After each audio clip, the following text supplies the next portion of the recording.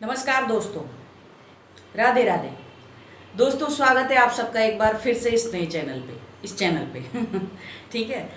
तो दोस्तों, हम वास्तु की क्लास अटेंड कर रहे थे, वास्तु के बारे में पढ़ रहे थे, वास्तु के बारे में सीख रहे थे। वास्तु क्या है, कैसे काम करता है, होता है कि नहीं होता है। तो गाइस, आज हम देखेंगे कि ईशान कोने में क्या चीज़ होने से क्या होता है और क्या नहीं होने से क्या होता है। यानी कि ईशान कोने में कौन सी चीज़ का शुभ प्रभाव पड़ता है और कौन सी चीज़ का दुष्प्रभाव पड़ता है, और ईशान कोने में कौन सी चीज़ होनी चाहिए और कौन सी चीज़ नहीं होनी चाहिए। तो आज हम ये सीखेंगे। तो आओ चलो शुरू करते हैं।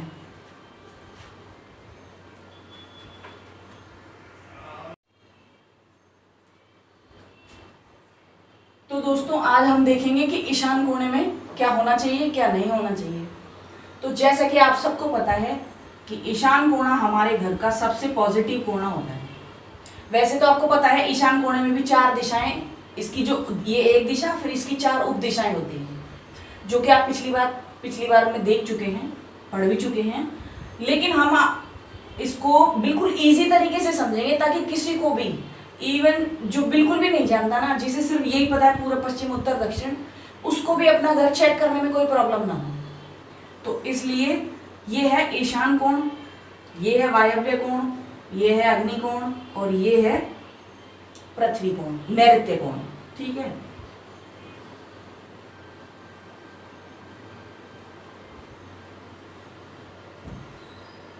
तो गाइस, ईशान कोने में होता है क्या? वास्तु पुरुष का सर।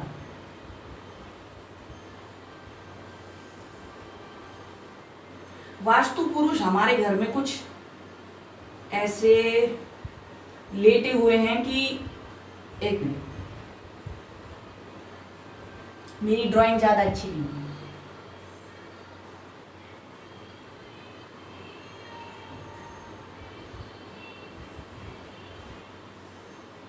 ये मान लीजिए, ये ईशान कोना है, ये उनकी गर्दन आ रही है, यहाँ पे उनकी ऐसे कोहनियाँ हैं, वो कुछ इस तरीके से है। मेरी ड्राइंग इतनी अच्छी नहीं है। यहाँ पे उनके घुटने हैं और वो कुछ इस तरह से लेटे हुए हैं।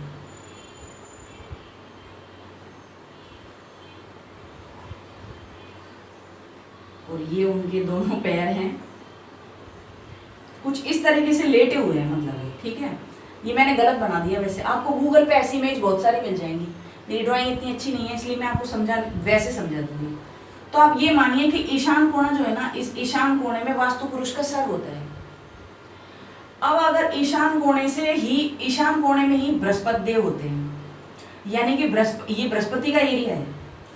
तो ये जो बृहस्पति का एरिया है, ये हमारे जितने भी ग्रह हैं उन सब में ये मान लो कि सबसे बड़ा ग्रह है ये, और सबसे पॉजिटिव एरिया है ये। जितनी भी पॉजिटिविटी आती है वो सारी की सारी इस ईशान कोने से ही आती है पूरे घर में। इसीलिए कई जो वास्तु पुरुष या वास्तुशास्त्री या ज्योतिषी या आर्किटेक्ट जो नक्शा बनाते हैं और उसमें जो एंट्री निकालते हैं, वो यहाँ से निकाल देते हैं, क्योंकि उनको ऐसा लगता है कि ये पॉजिटिविटी जो आ रही है ये ज्यादा आएगी। लेकिन दोस्तों, पॉजिटिविटी की तो बात अलग है, लेकिन अगर आप इसको दूषित कर देते हो, अब कई लोग क्या करते हैं, यहाँ पे टॉयलेट बना देते हैं और फिर वॉशरूम बना देते हैं। तो गाइस, जिसके घर में भी ये टॉयलेट और वॉशरूम है,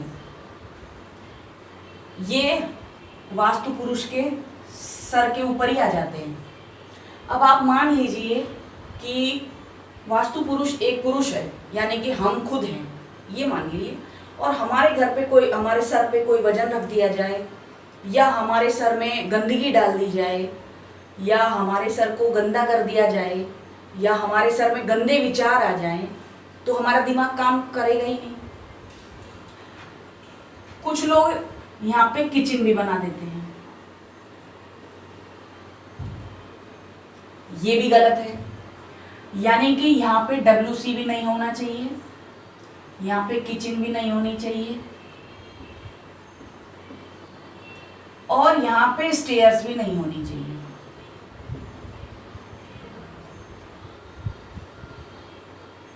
अगर ये सारी चीजें यहाँ पे होगी तो जैसा कि आप और एक चीज बताती हूँ, ज्यादातर जो जितने भी नक्शे मैंने अभी तक देखे हैं उनमें सब में यहाँ पे पानी का कुंडा है, अंडर वाटर जो टैंक होता है वो यहाँ बना करके देते हैं। तो गाइज मैं आपसे पूछती हूँ, अगर कोई हमारे सिर में छेद कर दे तो क्या हम सही से काम कर पाएंगे, जीवित रह पाएंगे? हम कितने टाइम तक जीवित रहेंगे और कितने टाइम तक हमारा दिमाग काम करेगा? मान लीजिए कि मेरे सर में किसी ने यहाँ से छेद कर दिया और बीच में मेरी खोपड़ी फाड़ दी, ठीक, अब मेरी खोपड़ी फाड़ दी तो मेरा दिमाग तो काम करेगा ही नहीं ना। तो ये जो वाटर टैंक है ना,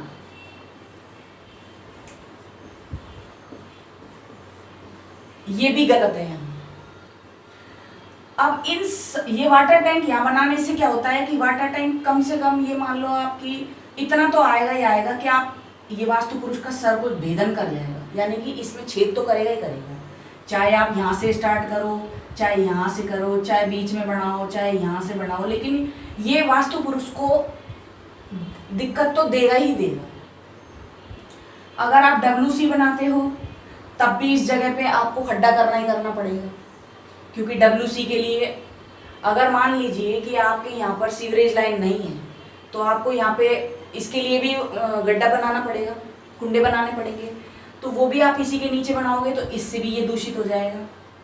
अगर आप किचन बनाते हो तो ये जब पानी की जगह है तो ये किचन यहाँ पे जब अग्नि आ जाएगी तो ये भी दूषित हो जाएगी। अगर आप यहाँ स्टेयर्स बना देते हो तब भी ये वास्तु पुरुष जो है ये डिस्टर्ब होंगे, क्योंकि जब सीढ़ी आएंगी, मान लीजिए कि आपने सीढ़ी, आपके पास बड़ा प्लॉट है और आपने सीढ़ी बिल्कुल सटा के बना ली यहाँ से या यहाँ से, तो जब ये आप सीढ़ी बनाओगे तो इसकी जो नीचे की एनर्जी है वो ब्लॉक हो जाएगी। जैसा कि शास्त्र में, सनातन धर्म में, वास्तु शास्त्र में बताया गया है कि ये जो एरिया है ये हमारा बिल्कुल, ये एरिया ही क्या बल्कि ये मानो कि ये नॉर्थ की दिशा और ये ईस्ट की दिशा ये बिल्कुल हल्की होनी चाहिए। हल्की से मतलब है कि यहाँ पर कोई भी ऐसा निर्माण कार्य नहीं होना चाहिए जिससे कि हमारे घर की जो पॉजिटिविटी है वो खराब हो जाए। अब इन सब के क्या प्रभाव होंगे? वाटर टैंक, WC, किचन, देखो अगर वाटर टैंक है तो उस घर में कभी भी प्रगति नहीं होगी, क्योंकि जिस आदमी के सर में छेद ही कर दिया जाएगा तो ना वो सोच सकता है, ना वो उसका दिमाग काम करेगा, न चलेगा, और भगवान ना करे कि उसको कोई ब्रेन इंजरी हो गई तो फिर हम क्या कर सकेंगे? कुछ भी नहीं कर पाएंगे। तो ये इस ईशान कोने में जितनी भी चीजें हैं ना, ये इन सब का कोई भी रेमेडी नहीं है दुनिया में। लोग बोलते हैं कि अगर आपने वाटर टैंक बना लिया तो ब्लू टेप लगा दीजिए, कुंडे का जो ढक्कन है उसको कलर कर दीजिए, लेकिन ये भी कोई काम नहीं करेगी। ये सिर्फ मन की संतुष्टि है और आपको बेवकूफ़ बनाने के तरीके हैं। अगर WC है तो WC में भी क्या हुआ, आप इनकी फंक्शनैलिटी समझो और यहाँ की फंक्शनैलिटी समझो और उसको मैच करो। WC होगा, WC में क्या होता है? गंदवाड़ा।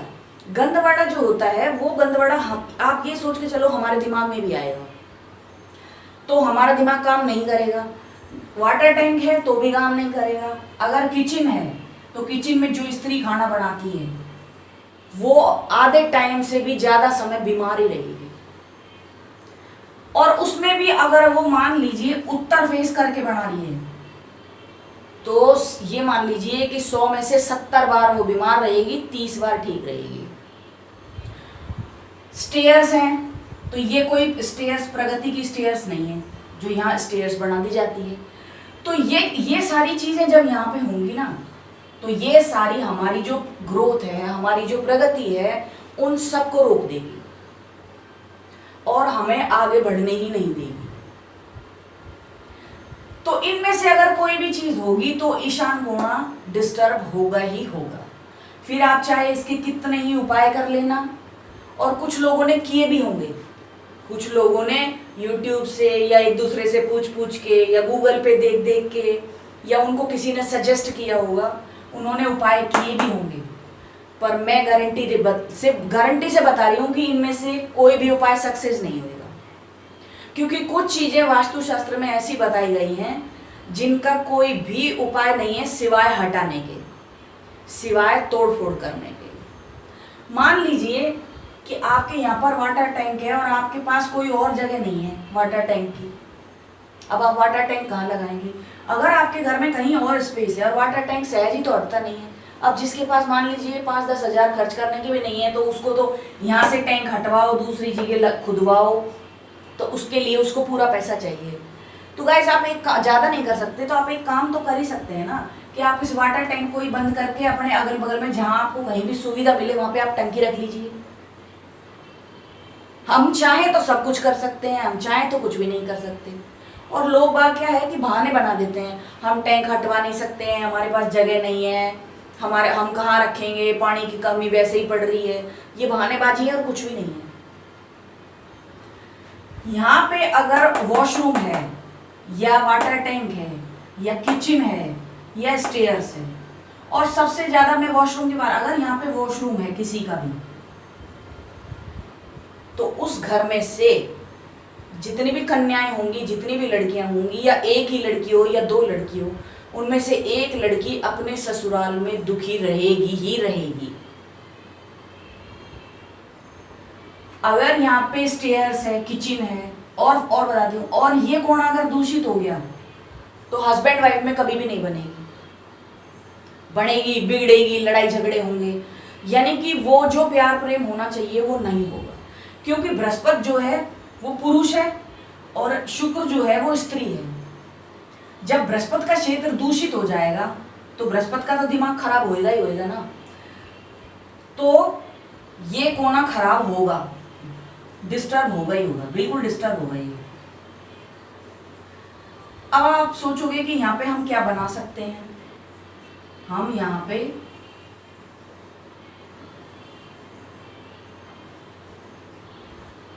पे पूजा रूम बना सकते हैं, हम यहाँ पे मंदिर रख सकते हैं, हम यहाँ पे स्टडी एरिया बना सकते हैं।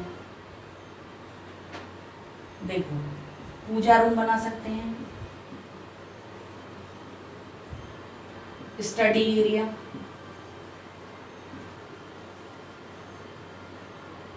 हम यहाँ पे बुजुर्गों के सोने के लिए कमरा बना सकते हैं। हमारे जो बुजुर्ग है ना, जिन्होंने, बुजुर्ग से मतलब है जिन्होंने अपना काम पूरा कर लिया, जैसे 2 दंपत्ति, 2 मियाँ बीवी थे, उनके बच्चे हो गए, उनकी शादी हो गई, वो यानी कि वो अपने सांसारिक कार्यों से फ्री हो चुके हैं, अब उनके ऊपर कोई जिम्मेदारी नहीं है, वो यहाँ सो सकते हैं, उनका रूम बना सकते हैं।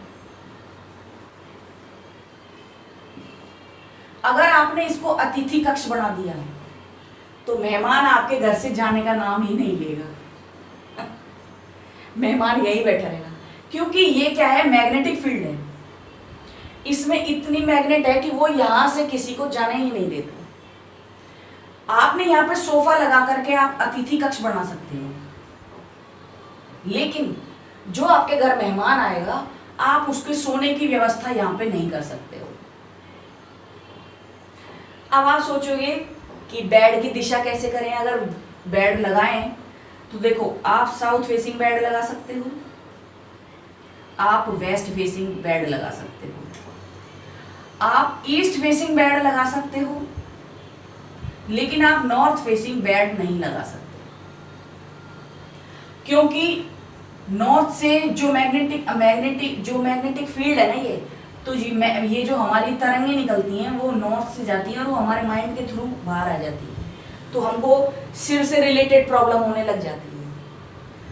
अगर आप यहाँ पे फायर यूज करोगे, रेड कलर यूज करोगे, किसी भी फॉर्म में हो, मंदिर में जैसे कि मंदिर में लाल कपड़ा बिछाना और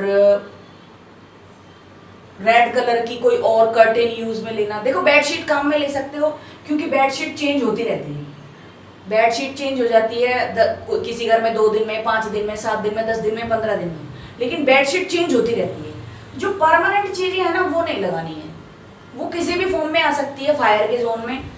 जैसे कि आप गोल घड़ी खरीद लाए एक, और आपने गोल घड़ी खरीद करके और यहाँ नॉर्थ की वॉल पे लगा दी, तो ये नॉर्थ की वॉल पे गोल घड़ी यहाँ चल गई। क्यों? क्योंकि ये वायु है, गोल जो है ना ये वायु है, तो आप वायु को पानी के साथ ऐड कर सकते हो। लेकिन ये जो शेप है ना, ये शेप, ये फायर की शेप है। ये फायर की शेप की जो कोई भी चीज है वो यहाँ पे नहीं होनी चाहिए। दूसरी चीज आती है अर्थ एलिमेंट, उसकी शेप है ये चौकोर, बिल्कुल चौकोर, लंबाई में नहीं, आयताकार नहीं, चौकोर। आप यहाँ पे कोई भी चौकोर चीज यूज मत कीजिए। बेड में तो पॉसिबल नहीं है, 6x6 का ही होता है, लेकिन फिर भी आप उसको कोशिश कीजिए कि आप उनको इस साइड ऐसे प्लेस करें। अगर आप पूरा मुखी सिर करके सोते हैं तो आप पक्का मानिए कि आप आलसी हो जाएंगे।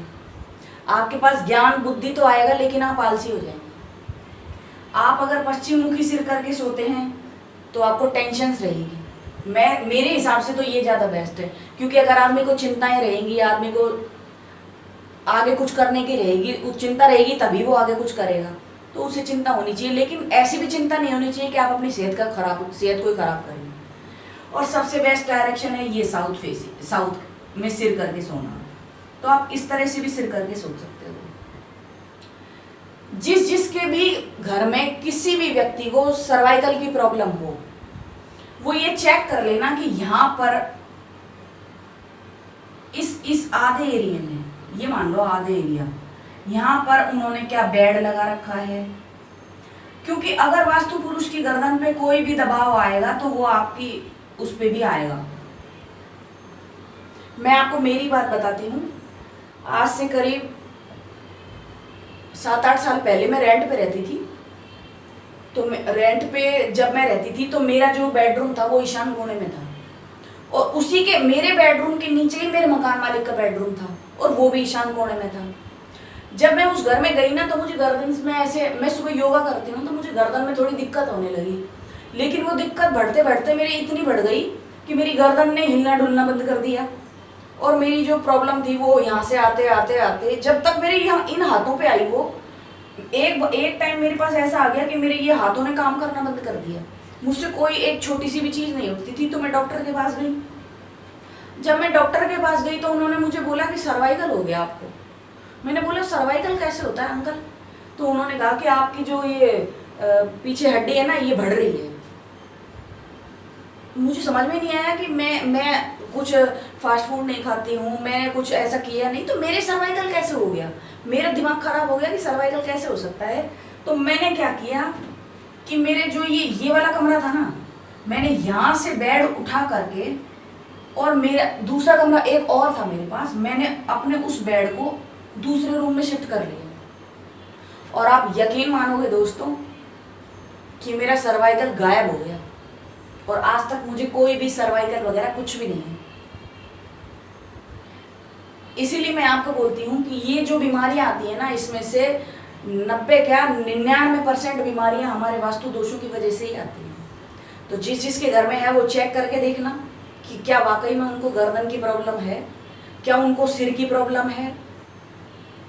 अगर उनको सिर की प्रॉब्लम है, गर्दन की प्रॉब्लम है, तो आप यहाँ पे अपने घर के ईशान कोने में चेक करना कि क्या आपने कोई भारी वस्तु रखी हुई है।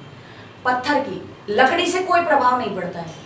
लकड़ी की तो अगर आप अलमारी रख भी लेते हो तो कोई दिक्कत नहीं है, लेकिन पत्थर की कोई चीज़ हो, या कोई लोहे की चीज़ हो, या जैसे बेड, आपने मानो ये एरिया में बेड लगा दिया,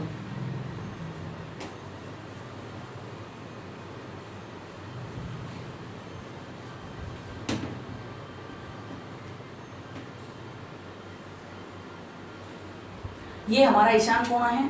अब आपने इसमें बेड लगा दिया, तो आप इस चीज को कोशिश करना, आपको अंदाजे से ही ना, गूगल पे से एक वो वास्तु पुरुष वाली फोटो निकाल लेना, और आप उससे हल्का सा वैसे ही मैच करके देखना कि क्या ये बेड आपका गर्दन पे आ रहा है। अगर आपका बेड गर्दन पे आ रहा है, और अगर आप उसको शिफ्ट कर सकते हो, तो आप उसे यहाँ से शिफ्ट करके यहाँ देखना। आपको 15-20 दिन के अंदर अंदर पता चल जाएगा कि आपकी गर्दन में बिल्कुल ठीक ठाक एकदम ओके टकाटक है। जिसके घर में पानी का कुंडा यहाँ पे है, वो ये चीज़ चेक करना कि क्या जब से उन्होंने ये मकान बनाया है, या जब से उनके घर में ये पानी का कुंडा यहाँ पे बना है, तब से उन्होंने कितनी प्रगति करी है। मेरे पास इस पानी के कुंडे का भी एक बार एक सॉल्यूशन एक से एक ने करवाया था। मैं उनके, मेरे रिलेशन में ही है वो लोग, मैं उनके यहाँ गई थी तो मैंने उनके यहाँ चेक किया, वो बड़ी प्रॉब्लम में चल रहे थे, तो उन्होंने मुझे बोला कि एक बार हमारे यहाँ भी आना, तो मैं वैसे ही चली गई उनके यहाँ पे। मैंने जा कर के देखा कि उनके यहाँ पे ना उनका एक पूजा रूम था। उस पूजा रूम में एक फीट के आसपास, यानी कि इतना छोटा सा और 1 फीट का एक गड्ढा होल करा रखा था और उसमें पानी भरवा रखा था। तो मैंने उनसे पूछा कि आपने ये गड्ढा क्यों बनाया है? तो उन्होंने बोला कि जहाँ आप रहती हो वहीं से ये एक वास्तुशास्त्री आए थे और वो वास्तुशास्त्री बोल के गए हैं कि यहाँ पे पानी होना चाहिए, तो इस पानी को मतलब पानी होना चाहिए और यहाँ पे पानी नहीं है, कमरा है। तो उन्होंने कहा चाहे इतना सही गड्ढा बना लो आप, तो आप इसको, वो बनवा के गए हैं इसको। तो मैंने बोला जब से वो बनवा के गए हैं तब से आपको क्या फ़ायदा हुआ है? उन्होंने बोला मेरा तो दिमाग सारे दिन भर ख़राब रहता है, मेरे को समझ में ही नहीं आता है कुछ भी कि मैं करूँ तो करूँ क्या, मेरा दिमाग ख़राब रहता है। पहले मैं ऐसे करता था, अब मैं ऐसे करने लग गया, मेरी हालत तो ऐसी हो गई है। मैंने उनसे बोला कि आप इस पानी के कुंडे को बंद कर दो और इसमें मिट्टी भर दो। और दोस्तों आप विश्वास मानेंगे कि 2 साल भी नहीं बल्कि 1.5 साल बाद मुझे पता लगा कि उन्होंने जयपुर में एक नई शॉप खरीद के और ज्वेलरी का बिजनेस स्टार्ट कर दिया। जिस काम को वो पिछले 10 साल से करना चाह रहे थे वो उन्होंने 1.5 साल में कर दिया। ये है वास्तु के चमत्कार। तो आप जब अपने घर में इनको चेक करेंगे तब आपको पता चलेगा कि क्या वाकई में ये काम करता है। अब जिस के ये पानी, ये तो हो गई पानी के कुंडे वाली बात। तो यहाँ पे दोस्तों पानी का कुंडा नहीं होना चाहिए। अब आती है किचन की बारी। जिसकी यहाँ पर किचन है, कैसे भी हो सकती है, इस साइड हो सकती है। वैसे ज्यादातर जो किचन होती है वो पूरब मुखी बना के देते हैं क्योंकि ऐसा लगता है पूरब में ज्यादा अच्छा है, तो यहीं पे गैस का चूल्हा रख देते हैं। आप दोस्तों चेक करना जिसके घर में है या अपने किसी मिलने वाले के घर में है, उनके घर में जो ये लेडीज होगी ना जो खाना बनाती है वो ज्यादातर समय बीमार रहती होगी और अचानक से उनके पास एकदम से है ना कोई खर्चा आ जाता होगा। कभी मान लीजिए कि आपकी गाड़ी ठुक गई, कभी आपका कोई मीटर फट गया, कभी कि कोई हारी बीमारी आ गई जहां आपका मोटा खर्चा हो गया। ये चीज उनके साथ चलती रहेगी हमेशा। अब इसके उपाय भी दे देंगे लोग आपको। कैसे देंगे? इसके नीचे ये पत्थर रख दीजिए, इससे ये सही हो जाएगा। पर मैं आपको बोल रही हूँ दोस्तों, ये कोई भी चीज़ काम नहीं करेगी। सिर्फ और सिर्फ आपको मूर्ख बनाने के तरीके और कुछ भी नहीं। क्योंकि जो चीज़ डिस्टर्ब है उसको तो आपको सही करना ही करना पड़ेगा। कुछ चीज़ें हैं जिनकी रेमेडी होती है, लेकिन सब चीज़ों की कोई रेमेडी नहीं। तो किचन भी जो है ना, ये हमारी फायर, ये हमारे पैसों की जो लिक्विडिटी है ना उसको भी खत्म कर देती है। अब आती है स्टेयर्स की बारी।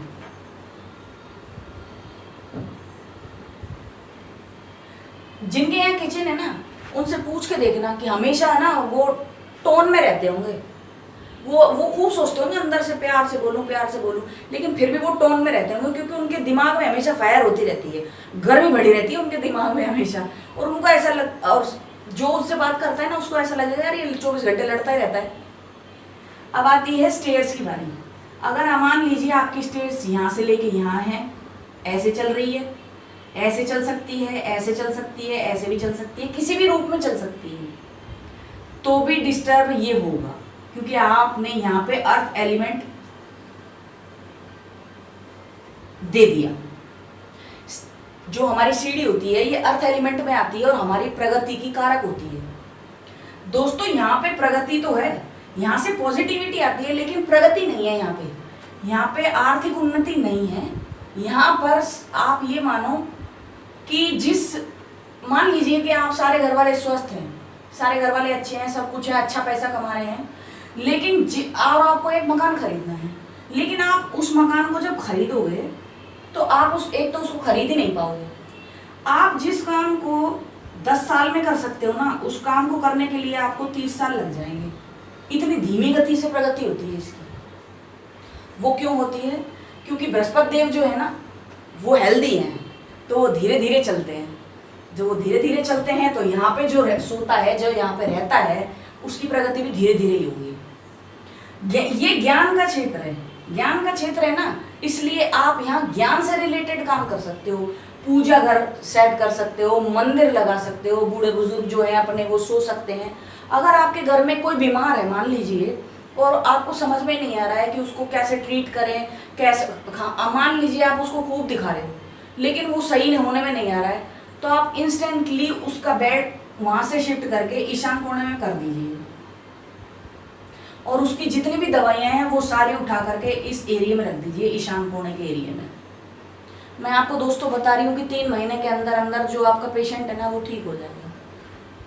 अगर आपके साथ किसी के भी साथ ऐसी कोई प्रॉब्लम है तो आप चेक करके देख लेना इस चीज़ को। मैंने ऐसे बहुत सारे केस चेक किए हैं और बहुत सारे केस देखे भी हैं, ऐसे अपने घर परिवार में आसपास में बहुत सारे देखे हैं मैंने ऐसे, जो जिनके साथ मैंने ये सब कुछ किया है। मैं आपको एक छोटी सी बात अभी का किस्सा सुनाती हूँ, ताज़ा ही। मेरे हस्बैंड के एक दोस्त हैं, उनको मुंह का कैंसर हो गया। तो वो क्या है कि यहाँ सो रहे थे, ये नैऋत्य कोण है ना, उनके ऑपरेशन हो गया, सब कुछ हो गया, लॉकडाउन में उनके साथ बड़ी प्रॉब्लम हो गई।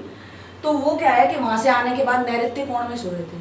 जब हमको उनके बारे में पता चला तब हम उनके यहाँ घर गए, तो उनको पता है मेरे बारे में सब कुछ आता है, वो मेरे से पूछ के काम कर भी लेते हैं। और भी हैं उनके पास गुरुजी जिनसे पूछते हैं, लेकिन मेरे से भी पूछ लेते हैं वो। तब मैं उनके घर पे गई तो मैंने सबसे पहले उनको ये बोला कि आप थोड़ा बहुत तो जानते ही हो, फिर आप यहाँ इस कमरे में कैसे सो रहे हो, आपको सोने को बोला किसने यहाँ पे? तो उन्होंने बोला कि नहीं मैं तो वैसे ही सो गया था।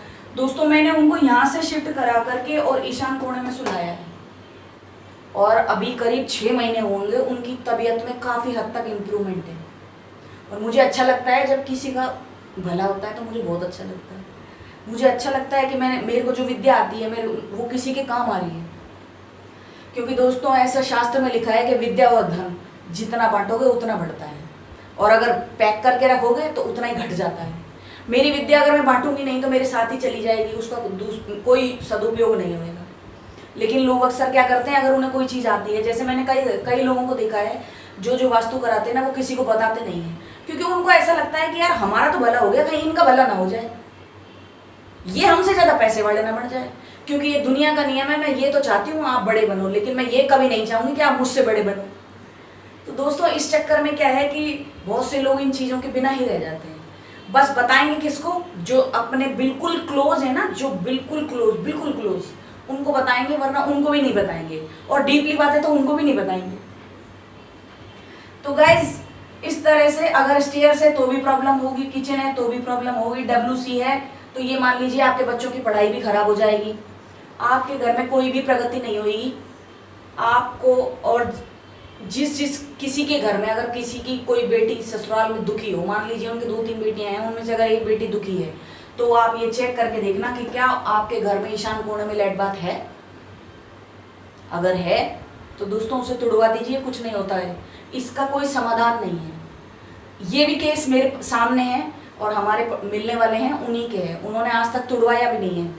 मैं उनको पिछले ये मान लो 20 साल से बोल रही हूँ, लेकिन उन्होंने आज तक नहीं तोड़वाया है। आखिर में उनकी बेटी का तलाक हो चुका है, लेकिन उन्होंने उसको अभी तक भी नहीं तोड़वाया है। मेरा काम था उनको बताना, नहीं किया तो मैं तो ईश्वर की मर्जी मान के छोड़ देती हूँ। और गाइस वाटर टैंक का भी मेरे पास कई किस्से हैं। ये मेरे परिवार का किस्सा है जिनके वाटर टैंक है, और उनसे भी मैं पिछले 20 साल से कह रही हूँ कि आप इस कुंडे को हटवा दो, लेकिन वो मानते नहीं है। तो मैं तो ये सोचती हूँ कि इनकी डेस्टिनी में भगवान ने इनको अच्छे कर्म करने के लिए भेजा ही नहीं है, इनको अच्छी ज़िंदगी जीने के लिए भेजा ही नहीं है। क्योंकि जब आप कुछ कर नहीं सकते, दूसरे की जगह दूसरे का घर आप कुछ कर नहीं सकते, सिर्फ मुँह से ही तो कह सकते हो। मानो तो ठीक है, नहीं मानो तो कोई दिक्कत नहीं है, ईश्वर जानता है अपन क्या करें। तो दोस्तों इनमें से कोई भी चीज़ नहीं होनी चाहिए। अब आप इनमें से आप यहाँ पे पूजा घर बना सकते हो, बुजुर्गों के सोने का कमरा बना सकते हो, आप यहाँ पे छोटे बच्चों को सुला सकते हो। ये मान लीजिए अगर लड़की है तो आप उसको 14-15 साल की, 13 साल तक 14 साल तक की जो लड़की होती है उसको सुला सकते हो। और अगर बड़ी लड़की भी कोई सोती है, मान लीजिए कोई 17-18 साल की भी बच्ची सोती है और वो पढ़ने वाली है, तो मत सुलाइए। अगर उसका कैरियर बनने का टाइम है तो उसे भी मत सुलाइए। अब यहाँ इस रूम की खासियत बताती हूँ आपको। इस रूम की खासियत यह है कि जो यहाँ पे सोता है या जो यहाँ पे टाइम स्पेंड करता है ज़्यादा से ज़्यादा, वो व्यवहारिक हो जाता है। उसका व्यवहार इतना अच्छा होने लग जाता है कि लोग बोलने लग जाते हैं यार कितना व्यवहारिक बंदा है, इनके घर जाओ ना तो कितनी रिस्पेक्ट मिलती है, इतने व्यवहारिक हो जाते हैं। लेकिन सबसे ज़्यादा कंजूस भी आपको यही लोग मिलेंगे जो ना खुद पे पैसा खर्च करते हैं। पैसा निकालेंगे ना तो ऐसे ऐसे निकालेंगे कि भाई अब तो यहाँ तक आ गई है ना तभी वो पैसा खर्च करेंगे, नहीं तो वो पैसा ही खर्च नहीं करेंगे। और अगर दूसरा घर का कोई सदस्य पैसा खर्च कर रहा है तो वो उसमें भी रोड़े लगाएंगे। तीसरी चीज जो यहाँ, मान लीजिए कि यहाँ पे किसी कपल का कमरा है, अब उनके पास कोई जगह नहीं है, वो यहीं सोते हैं, तो ये जो अपने पैसे का इन्वेस्टमेंट करेंगे ना वो ज्यादातर प्रॉपर्टी में करेंगे। और प्रॉपर्टी में करेंगे तो वो भी प्रॉपर्टी पता है कैसी होगी, जिसका आगे चल के कोई मोल ही नहीं होगा। यानी कि ऐसी प्रॉपर्टी खरीदेंगे कि जिसे वो जब चाहे बेचना तब वो बिकेगी ही नहीं, ऐसी प्रॉपर्टी में पैसा इन्वेस्ट करेंगे। तो दोस्तों ये बिल्कुल सत्य बात है, तो आप इस चीज को अपने घर में चेक करके देखना। आज का टॉपिक तो बस यही है, ईशान कोने में क्या होना चाहिए क्या नहीं होना चाहिए। जो चीजें हैं इनमें से कोई भी चीज होगी तो आपको डेफिनेटली 200% प्रॉब्लम है ही है। आप यहाँ पे स्टोर भी नहीं बना सकते हो, आप सिर्फ रूम बना सकते हो, अपना ड्राइंग रूम बना सकते हो, मेहमानों का कक्ष मत बनाना, अपने बुजुर्गों का कक्ष बना सकते हो, छोटे बच्चों का कमरा बना सकते हो, उनके पढ़ाई के लिए स्टडी टेबल वगैरह लगा करके उनको पढ़ाई करा सकते हो। तो दोस्तों आई होप कि आपको आज का ये टॉपिक समझ में आया हो, और समझ में आए तो अपने अपने घर में चेक करके देखिए। जय हिंद, वंदे मातरम, जय भारत।